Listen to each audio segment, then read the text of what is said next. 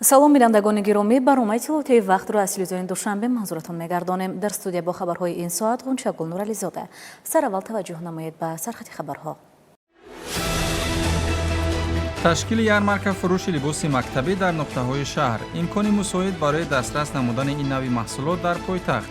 мо дар як рӯз тақрибан то 450 дона либоси мактабӣ истеҳсол мекунем. якшанбе 2 моҳи август рӯзи кормандони соҳаи сохтмон. ташкили ҳамоишҳои идона ба ин муносибат. мо бояд кӯшиш намоем ки боз ҳам барои ободию пешрафти ватани азизамон саҳм гузорем. достони сиёвуш дар пардаи театр. рангорангӣ ва ҷолибияти намоишнома дар пешниҳоди коргардон. шарҳи ин ва дигар хабарҳо дар нашри муфассали барномаи тиловатии вақт соати 21 аз телевизиони душанбе.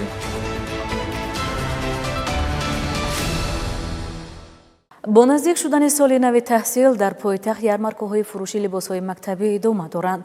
яке аз чунин нуқтаҳо дар ҷамъияти дорои масъулияти маҳдуди дунёи нав ташкил гардида барои падару модарон ва хонандагон шароити мусоид фароҳам овардааст. дар ин ҷо либосҳои мактабӣ ки мутобиқ ба талаботи муқарраршуда дар дохили кишвар истеҳсол шудаанд бо нархҳои дастрас пешниҳоди харидорон мегарданд. оғози соли нави таҳсил наздик мешавад ва дар баробари он таваҷҷӯҳи падару модарон ба омода намудани фарзандон ба мактаб бештар мегардад. бо ин мақсад дар ҷамъияти дорои масъулияти маҳдуди дунёи нав ярмаркаи фурӯши либосҳои мактабӣ ташкил гардидааст. дар ин ҷо барои хонандагони ҳамаи зинаҳои таҳсил либосҳои мактабӣ бо андозаҳои гуногун ба фурӯш гузошта шудаанд. либосҳо дар коргоҳҳои худи ҷамъият омода гардида мутобиқ ба талаботи муқарраргардидаи либоси мактабӣ истеҳсол шудаанд. ҳар рӯз даҳҳо нафар сокинони пойтахт ҳамроҳи фарзандони худ ба ин ярмарка омада либоси мувофиқро интихоб мекунанд. ба гуфтаи онҳо сифати хуб, интихоби васеъ ва нархҳои дастрас аз бартариҳои асосии ин ярмарка мебошад. имрӯзҳо талош дорем ки либосҳои нав ба нав барои хонандагон пешкаш намоем ва имрӯзҳо аҳамият медиҳем ки дар бозори ҷаҳонӣ рақобат хеле зиёд аст. мо ҳаракат мекунем ки либосҳои басифат, либосҳое ки барои муштариён дастрас бошад ба нархи арзон пешниҳод намоем. ва мо дар як рӯз тақрибан то 450 дона либоси мактабӣ истеҳсол мекунем. ҳаракат мекунем ки аз дигар муассисаҳои фурӯш бартарӣ дошта бошем. мо хело шод ҳастем, боиси ифтихор аст ки на танҳо аз ноҳияи фирдавсӣ балки аз ноҳияҳои дурдастам омада аз мағозаи мо, аз корхонаи мо либосҳои моро харидорӣ менамоянд. таври масъулон мегӯянд дар коргоҳи дозандагӣ ҳамарӯза шумораи зиёди либосҳои мактабӣ омода гардида вобаста ба талаботи бозор ба нуқтаҳои фурӯш дастрас карда мешаванд. мо хонандаҳои муассисаи таҳсилоти миёнаи умумии рақами 51 имрӯз ба дунёи нав омада либосҳои мактабии худро харидорӣ намудем. мо аз сифатҳои либосҳо розӣ буда ва бо нархҳои дастрас хеле розӣ мебошем ва либосҳои онҳо ба мо писанд буданд. мо ба талабаҳои синни соли худ тавсия медиҳем ки аз дунёи нав омада либосҳои худро харидорӣ намоянд, чунки либосҳои онҳо босифат мебошанд ва бо нархҳои дастрас. хонандагон низ аз рангу намуна ва роҳатии либосҳои пешниҳодшуда изҳори қаноатмандӣ намуда мегӯянд ки бо шавқу ҳаваси бештар ба истиқболи соли нави таҳсил омодагӣ мебинанд. ярмаркаи мазкур то оғози соли нави таҳсил фаъолият намуда барои сокинони пойтахт имконият фароҳам меорад ки либосҳои босифату истеҳсоли ватаниро бо нархҳои дастрас харидорӣ намоянд. ташкили чунин ярмаркаҳо дар баробари таъмини хонандагон бо либосҳои хушсифат ба рушди истеҳсолоти ватанӣ, таъсиси ҷойҳои нави корӣ ва дастгирии корхонаҳои дозандагии мамлакат низ мусоидат мекунад.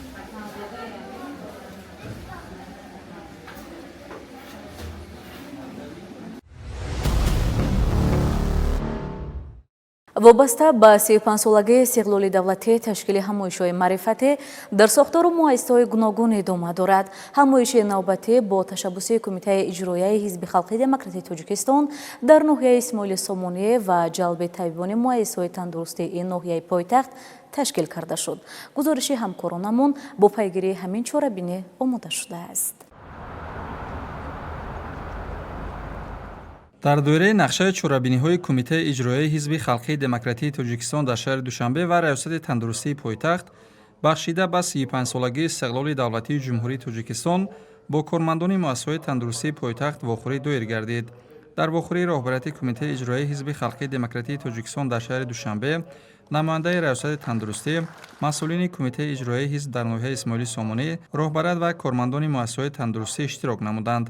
Зимни баргузории ҳамоиш, ҳадафи вохӯрии мазкур таблиғу ташвиқи дастовардҳои соҳибистиқлолӣ, баланд бардоштани маърифати сиёсию ҳуқуқии шаҳрвандон ва таҳкими худшиносию худогоҳии миллӣ дар доираи таҷлили ҷашни 35-солагии истиқлоли давлатии Ҷумҳурии Тоҷикистон арзёбӣ гардид. Дар ибтидо масъулини табибонро ба ҷашни 35-солагии истиқлоли давлатӣ ва рӯзи кормандони соҳаи тандурустӣ таҳният намуда, иброз доштанд, ки истиқлоли Тоҷикистон барои миллати мо арзиши олӣ ба ҳисоб меравад. Он дар марҳилаи басо ҳассоси таърихӣ ба даст омад, вале устувору пойдор нигоҳ доштани он ба иродаи бевоситаи президенти Ҷумҳурии Тоҷикистон муҳтарам Эмомалӣ Раҳмон бастагии амиқ дорад. ҳамзамон таъкид гардид, ки истиқлоли давлатӣ, ваҳдати миллӣ ва дигар арзишҳои миллӣ бояд дар ниҳуди ҳар як фарди ҷомеа, махсусан насли наврасу ҷавон тарғиб ва ҳифз карда шаванд. ҳифзи марзу буми ватан, ҳимояи манфиатҳои миллӣ, фарҳанг ва генофонди миллӣ, инчунин тарғиби идеологияи солими миллӣ масъулияти ҳамаи фаъолони ҷомеаи шаҳрвандӣ, бахусус ҳамсафони ҳизб дониста шуд. Дар идома баромадкунандагон иброз доштанд, ки дар замони соҳибистиқлолӣ идома бахшидани ислоҳоти соҳаи тандурустӣ ҷиҳати боз ҳам беҳтар намудани дастрасӣ, сатҳу сифат ва самаранокии хизматрасониҳои тиббӣ ба аҳолӣ, инчунин тақвияти бештар бахшидани кӯмаки аввалияи тиббию санитарӣ, беҳтар намудани инфраструктураи тандурустӣ, таъминоти муассисаҳои тиббӣ бо таҷҳизоти ҳозиразамон ва тарбияи кадрҳои баландихtisос низ замина гузошт. дар партави сиёсати созандаву бунёдкоронаи пешвои миллат ва ба истиқболи ҷашни бошукӯҳи 35-солагии истиқлолияти давлатии Ҷумҳурии Тоҷикистон дар саросари кишвар тадбирҳои фарҳангию маърифатӣ бо шукӯҳу шоҳамати хоса баргузор гардида истодааст. Яке аз чунин чорабиниҳои идона бо ташаббуси Кумитаи иҷроияи Ҳизби Халқии Демократии Тоҷикистон дар ноҳияи Сино дар якҷоягӣ бо мақомоти ноҳия дар маҳаллаи Арбобхотуни ноҳия доир карда шуд. Дар ин рӯз дар фазои идона сокинон, фаъолони ҳизб, собиқадорон ва ҷавонон ҷамъ омада дастовардҳои даврони соҳибистиқлолиро васф намуда аз ваҳдату сулҳу суботи кишвар аҷгузорӣ карданд. ҳамкоронамон гузориш медиҳанд. дар ин рӯз ба истиқболи таҷлили бошукӯҳи 35-солагии истиқлоли давлатии Ҷумҳурии Тоҷикистон сокинону истиқоматкунандагони маҳаллаи Арбобхотуни ноҳияи Сино дар гӯшаву канори макони баргузории чорабинии идона намоиш ҳунарҳои мардумӣ, таомҳои миллӣ, анвои гуногуни нону кулчаҳои тоҷикӣ, меваю сабзавоти маҳаллӣ ва дигар маҳсулоти дастранҷи сокинонро ба маърази тамошо гузоштанд, ки меҳмонон пеш аз оғози чорабинӣ аз ин макон дидан карда ба ҳунару маҳорати ин нафарон баҳои баланд доданд. Бо унвони ҳунарманд намунаҳои чакандӯзӣ, зардӯзӣ, гулдӯзӣ ва дигар ҳунарҳои қадимии тоҷиконро пешкаши меҳмонон намуданд. Чунин тадбирҳо барои эҳёи арзишҳои миллӣ, тарбияи насли ҷавон дар рӯҳия ватандӯстӣ ва ҳифзи мероси фарҳангии миллат аҳамияти калон доранд. Сипас дар базмгоҳи маҳаллаи мазкур чорабини маърифати фарҳангӣ ба кори худ ҳусни оғоз бахшед. Зимни баромади худ масъулини Кумитаи иҷроияи марказии Ҳизби Халқии Демократии Тоҷикистон иброз доштанд, ки ҳимояи хушнудӣ ва саодати миллати тоҷик аст, ки имсол мо 35-солагии истиқлоли давлатии Ҷумҳурии Тоҷикистонро дар фазои сулҳу суботи кишвар таҷлил менамоем ва метавон инро ба ибораи дигар 35 соли музаффарият ва муваффақияту саодати миллат номид. Инчунин дастоварди дигари мо дар тӯли 35 сол барқарор намудани сулҳу суботи комил ва ваҳдати пойдори миллӣ, таъмини рушди устувори иқтисодию иҷтимоӣ ва таҳкими худшиносию ватандорӣ дар миёни тамоми табақаҳои ҷомеаи Тоҷикистон аст ва ин ҳама бо шарофати заҳмату талошҳои миллати соҳибмаърифату фарҳангдӯсти мо ба даст омадааст. Дар идома дигар нафарон низ ба сухан баромада бобати муҳимият ва чӣ гуна ба даст омадани истиқлоли давлатӣ ба ҳозирин маъруза карданд. Сипас як қатор фаъолони маҳалла дар фазои тантанавӣ бо сипосномаи ифтихорнома ва тӯҳфаҳои хотиравӣ қадрдонӣ шуданд. ҳамзамон ҷавононе ки тоза ба сафи Ҳизби Халқии Демократии Тоҷикистон пайвастанд, ба онҳо дафтарчаҳои ҳизбӣ тақдим карда шуд. Чорабини зебои фарҳангӣ, ки аз ҷониби санъаткорони саршиноси кишвар роҳандозӣ гардид, ба ҳамоиши имрӯза таровати дигареро зам намуд. Бояд гуфт, ки ҳадафи асосӣ баргузории чунин чорабиниҳо таҳкими ҳисси ватандӯстӣ, арзёгузорӣ ба фарҳанги миллӣ ва муаррифии дастовардҳои дарони соҳибистиқлолӣ мебошад. чорабинии фарҳангӣ баргузор гардида бори дигар собит сохт, ки маҳз дар замони соҳибистиқлолӣ фарҳангу суннатҳои миллӣ эҳё гардида барои рушди онҳо тамоми шароит фароҳам омадааст. сокинони ноҳияи Сино низ бо чунин ташаббусҳои созанда саҳми арзондаи худро дар истиқболи ҷашни 35-солагии истиқлоли давлатии Ҷумҳурии Тоҷикистон гузошта, барои ободию пешрафти ватан азму иродаи қавӣ доранд.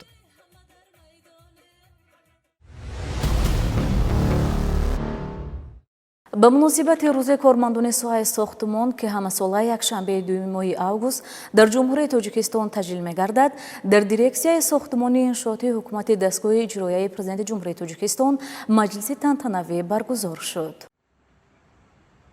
дар чорабини роҳбарият ва кормандони дирексияи сохтмони иншооти ҳукуматии дастгоҳи иҷроияи президенти ҷумҳурии Тоҷикистон иштирок намуда аз саҳми арзишманди сохтмончиён дар татбиқи сиёсати бунёдкоронаи давлат ва ҳукумати мамлакат ёдовар шуданд. Зикр гардид, ки кормандони соҳаи сохтмон дар рушди инфрасохтор бунёди иншооти муҳими давлатӣ, иҷтимоӣ ва иқтисодӣ нақши калид дошта, бо меҳнати содиқона ва масъулиятшиносии худ дар ободии кишвар саҳми назаррас мегузоранд. зимни суханрониҳо масъулин таъкид намуданд, ки дар солҳои соҳиби истиқлолӣ таҳти роҳбарии пешвои миллат президенти ҷумҳурии Тоҷикистон муҳтарам Эмомалӣ Раҳмон корҳои созандагию бунёдкорӣ дар тамоми гӯшаву канори мамлакат вусъати тоза гирифта, даҳҳо иншооти муҳими давлатӣ мавриди истифода қарор дода шуданд. дар ин раванд кормандони соҳаи сохтмон ҳамчун нерӯи пешбарандаи амалисозии ҳадафҳои стратегии кишвар фаъолияти назаррас доранд. тибқи қонуни ҷумҳурии Тоҷикистон дар бораи рӯзҳои ид ҳамасола якшанбеи 2 моҳи август рӯзи кормандони соҳаи сохтмон таҷлил карда мешавад. мо мардуми зебопарасту бунёдкору созандаи Тоҷикистон дарси ватандориву ободкорӣ ва хештаншиносиро аз мактаби бунёдкоронаи пешвои миллат муҳтарам Эмомалӣ Раҳмон омӯхтаем. ифтихори мардуми бунёдкору меҳандӯст, хусусан сохтмончиёни мамлакат аст, ки ҷумҳурии соҳибистиқлоли Тоҷикистон ба дастовардҳои барҷастаи сиёсиву иқтисодӣ маҳз бо ибтикор дастгириҳои пайвастаи пешвои миллат президенти ҷумҳурии Тоҷикистон муҳтарам Эмомалӣ Раҳмон, ки худ меъмори ҳамаи ободкориву созандагиҳо дар мамлакат мебошад, ноил мегардад. аз ҷониби дирексия дар даврони истиқлолият аз соли 2007 то имрӯз 440 иншоот ба истифода дода шудааст. иштирокчиёни чорабинӣ инчунин аз дастовардҳои дирексия дар самти бунёд ва аз навсозии иншооти давлатӣ ёдовар шуда таъкид карданд, ки минбаъд низ барои иҷрои босифати корҳои сохтмонӣ, риояи стандартҳои муосир ва саҳмгузорӣ дар рушди устувори мамлакат тамоми имкониятҳоро сафарбар хоҳанд кард. дар садаи 21 ки асри пешрафту дигаргуниҳои куллист, қобилият, дониш ва имконияти зеҳнию касбии меъморон ва бинокорон барои беҳтар кардани рӯзгор, мушарраф гардидан ба зиндагии шоиста ва рушди иқтисодиёти миллии давлатамон нигаронида шудааст. дар фарҷоми маҷлиси тантанавӣ ба як қатор кормандони фаъоли дирексияи сохтмони иншооти ҳукуматии дастгоҳи иҷроияи президенти ҷумҳурии Тоҷикистон барои фаъолияти пурсамар, иҷрои содиқонаи вазифаҳои хизматӣ ва саҳми арзанда дар пешрафти соҳа сипосномаҳо тақдим карда шуд.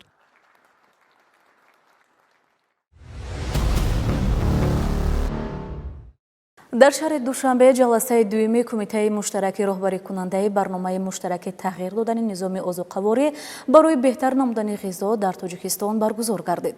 дар кори ҷаласа роҳбарону намояндагони вазоратҳои идораҳои дахлдори ҷумҳурӣ, шарикони рушд, созмонҳои байналмилалӣ ва намояндагони муассисаҳои ҳамкор иштирок намуданд.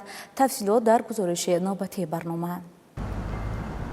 аз ҷониби кумитаи бехатарии озуқаворӣ назди ҳукумати ҷумҳурии Тоҷикистон пайваста ҳамоиши чорабиниҳои гуногуни соҳавӣ ташкил карда мешавад. зилми чорабинии навбатӣ, ки дар доираи барномаи муштараки тағйир додани низоми озуқаворӣ барои беҳтар намудани ғизо дар Тоҷикистон баргузор шуд, таъкид гардид, ки татбиқи барномаи муштарак дар таҳкими низоми устувори озуқаворӣ, беҳтар намудани сатҳи ғизои аҳолӣ, таъмини амнияти озуқаворӣ ва рушди ҳамкориҳои байниидоравӣ нақши муҳим дорад. ҳамзамон аҳамияти ҳамоҳангсозии фаъолияти ҳамаи шарикони барнома барои ноил шудан ба ҳадафҳои пешбинишуда махсус таъкид гардид. зилми ҷаласа масъулин оид ба ҷараёни амалисозии барнома, натиҷаҳои то имрӯз ба даст омада, дастовардҳо ба масъалаҳои мавҷуда ҳисобот пешниҳод намуданд. ҳамчунин масъалаҳои марбут ба ҳамоҳангсозии фаъолияти шарикон, тақвияти ҳамкориҳои байнисоҳавӣ ва татбиқи самараноки чорабиниҳои минбаъда мавриди баррасии ҳамаҷониба қарор гирифтанд. иштирокчиён дар идома ҷиҳати баландбардоштани самаранокии татбиқи барнома, рушди низоми устувори озуқаворӣ ва беҳтар намудани вазъи ғизои аҳолии мамлакат як қатор пешниҳодҳои мушаххас ироа намуда, омодагии худро барои идомаи ҳамкориҳои созанда дар ин самт изҳор доштанд. дар фарҷоми ҷаласа таъкид гардид, ки ҳамкории пайвастаи вазорату идораҳои давлатӣ, созмонҳои байналмилалӣ ва шарикони рушд омили муҳими расидан ба ҳадафҳои барномаи муштараки тағйир додани низоми озуқаворӣ барои беҳтар намудани ғизо дар Тоҷикистон буда, барои таъмини амнияти озуқаворӣ ва беҳтар гардидани сатҳи зиндагии аҳолӣ заминаи мусоид фароҳам меорад.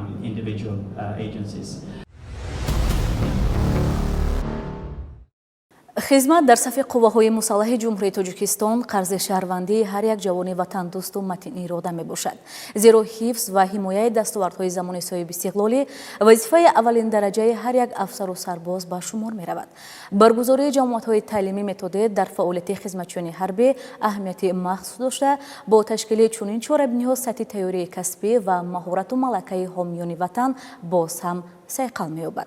در همین زمینه برای یک قطار سربازان بریگادای حمله آور دسنتی قشون‌های زودعمل وزارت مدافع کشور جمعیت تعلیمی متدی 10 روزه تشکیل و برآورده مانده شد.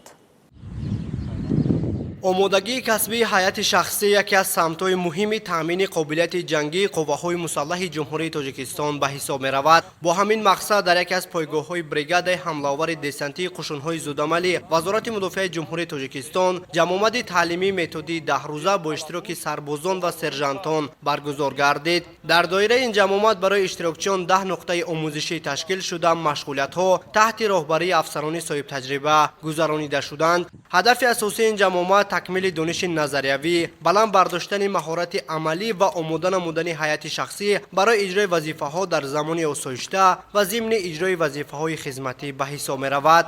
در جریان مشغولیت‌ها سربازان طرز و اصول‌های رسانیدن یاری اولیه طبی در میدان جنگ، برآوردن زخمداران از ماشین زیره‌پوش MZ-80، انتقال مجروحان، استفاده نقاب ضدگازی، بستن بند بازدارنده خونروی، شینه‌بندی دست و پای و تامین مهمات جنگی را زیر آتش شرطی دشمن از خود نمودند. همزمان ترتیب آماده کردن سلاح به تیرپرانی و خالی نمودن آن بعد اجرای وظیفه‌ها نیز به طور عملی مشق کرد شد. قسمت مهم جمعیت به تاکتیکای عملیاتی جنگی بخشیده شده حیات شخصی، پیاده شوی از ماشین زیره‌پوش MZ-80، طرز و اصولهای حرکت، موقع گیری و استفاده اصولهای گوناگون پناهگیری را در عمل اجرا نمودند. این مشق‌ها برای بلند برداشتن هماهنگی عملهای دسته جمعی و آمادگی سربازان مساعدت خواهد کرد. علاوه بر این به حیات شخصی طرز استفاده سلاح‌های گوناگون جنگی از جمله ملتق مرگنی دراگونوف آموزانیده شده هر یک اشتراکچی ملکه نشانگیری و تیرپرانی را در حالت‌های گوناگون تکمیل داد. همکنون سربازان و سرژانتان در ادامه فعالیت خدمت خود دانش‌های از خود نموده خویش را در عمل تطبیق خواهند کرد. در ادامه مشغولیت سربازان از یک قطار سلاح‌های جنگی تیرپرانی انجام دادند. هنگام اجرای مشق‌ها اشتراکچیان مهارت خوب نشان داده هدف‌های معین شده را با موفقیت نشان گرفتند. قابل قید است که برگزاری چنین جمعیت‌های تعلیمی متدی در تحکیم آمادگی جنگی حیات شخصی نقش مهم داشته به بلند برداشتن سطح دانش، ملکه و آمادگی کسبی سربازان برای اجرای وظیفه‌های خدمتی مساعدت می‌نماید.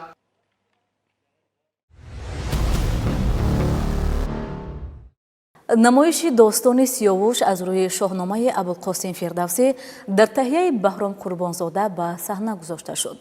داستان سیاوش یکی از داستان‌های مشهور شاهنامه فردوسی محسوب می شود. در سیمای سیاوش شاعر تمام خصلت‌های نیک انسانی، نکویی، راستکاری، حقیقت پرستی، حقیقتگویی و زیبایی را تصویر نموده است. همه این خصلت‌ها را هنرمندان تئاتر دراموی اکادمی دراموی به نام ابوالقاسم لاهوتی در سطح عالی آفریدند. شرح بیشتر در این خصوص. در تئاتر давлатии академияи драмавӣ ба номи абулқосим лоҳутӣ намоишномаи достони сиёвуши коргардон баҳром қурбонзода бо иҷрои ҳунармандони театр ба саҳна гузошта шуд. ин намоишнома ки бар пояи шоҳномаи безаволи абулқосим фирдавсӣ таҳия шудааст, ҳаводорони зиёди санъати театриро ба толор ҷалб намуда, аз ҷониби тамошобинон бо истиқболи гарму самимӣ пазируфта шуд.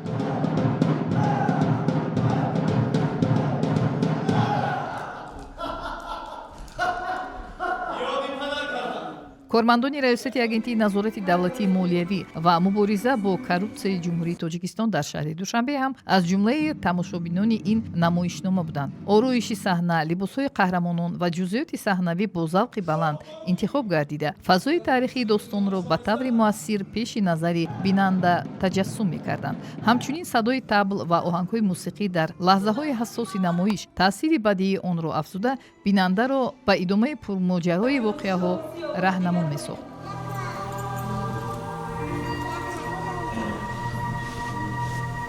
достони сиёвуш таҷассумгари покӣ, садоқат ва ростқавлӣ мебошад. Сиёвуш ки бо поктинатӣ ва ҷавонмардӣ худ фахр мекард, дар ниҳоят қурбони ҷаҳолат, ҳасад ва кинаҳои сиёсӣ мегардад. Намоишнома ки бо омезиши порчаҳои назм ва наср пешкаши тамошобинон шуд, онҳоро водор месозад ки бори дигар дар бораи арзишҳои инсонӣ ва фалсафаи зиндагӣ андеша намоянд.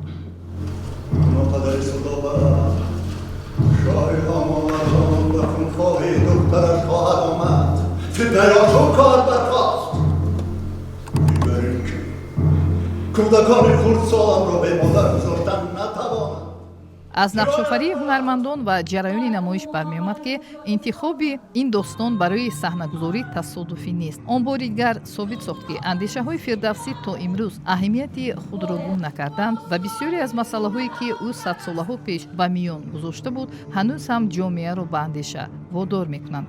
сӯжаи намоиш аз бозгашти Сиёвуш ба дарбори падараш Кайковус баъд аз солҳои тарбия ёфтанаш дар назди ҷаҳонпаҳлавон Рустам оғоз меёбад. Судоба, ҳамсари Кайковус, бо дидани Сиёвуш мафтуни ӯ шуда эҳсосоти худро ошкор мекунад. аммо Сиёвуш ки ҷавони поктинат ва содиқ ба арзишҳои ахлоқӣ буд, пешниҳоди ӯро рад менамояд. Судоба аз ин рафтор ба ғазаб омада, бо кандани рӯю мӯи худ назди шоҳ рафта бар зидди Сиёвуш тӯҳмат мезанад. Кайковус ба гуфтаҳои ӯ бовар намекунад ва барои ошкор шудани ҳақиқат ситорашиносонро ба дарбор даъват мекунад. нақшҳои асосиро дар ин намоишнома ҳунармандони театр Фирӯз Умаров, Ортиқ Қодиров, Салоҳиддин Шукурзода, Шоҳмурод Аюбов, Савлатмо Ақназарова, Маҳина Саудатхонова ва дигарон бо маҳорати баланд иҷро намуда, бо бозии самимӣ ва касбии худ ба офаридани симоҳои хотирмон муваффақ гардиданд. масъулини раёсати агентии назорати давлатии молиявӣ ва мубориза бо коррупсияи ҷумҳурии Тоҷикистон дар шаҳри Душанбе пайваста дар намоишномаҳои театрӣ ширкат менамоянд.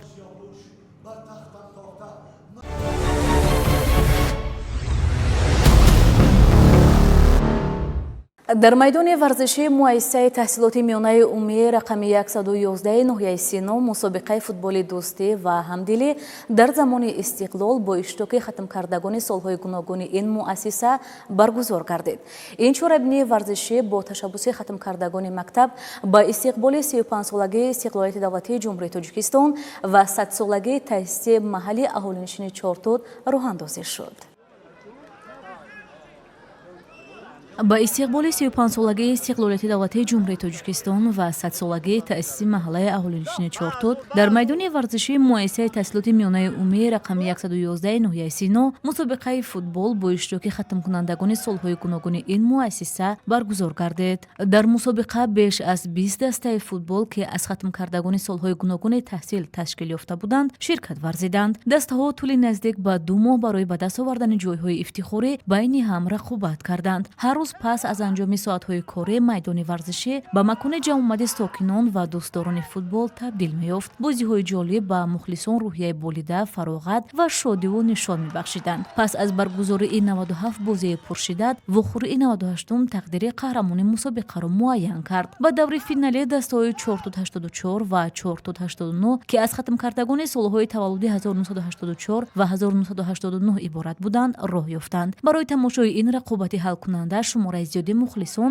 ва ҳаводорони футбол ҳозир шуданд. дар натиҷаи бозии финалӣ дастаи 484 ба рақиби худ 489 ғалаба карда соҳиби ҷоми мусобиқа гардид.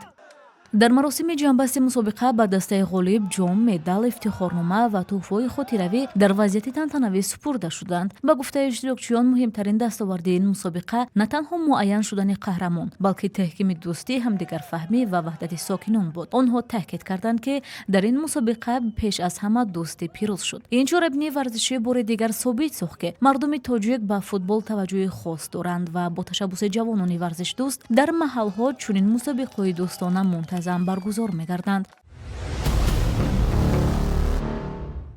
тамошобинони азиз, бо расидани тозатарин хабарҳо дар нашрҳои минбаъда бо шумо хоҳем буд. хайр, саломату сарбаланд бошед.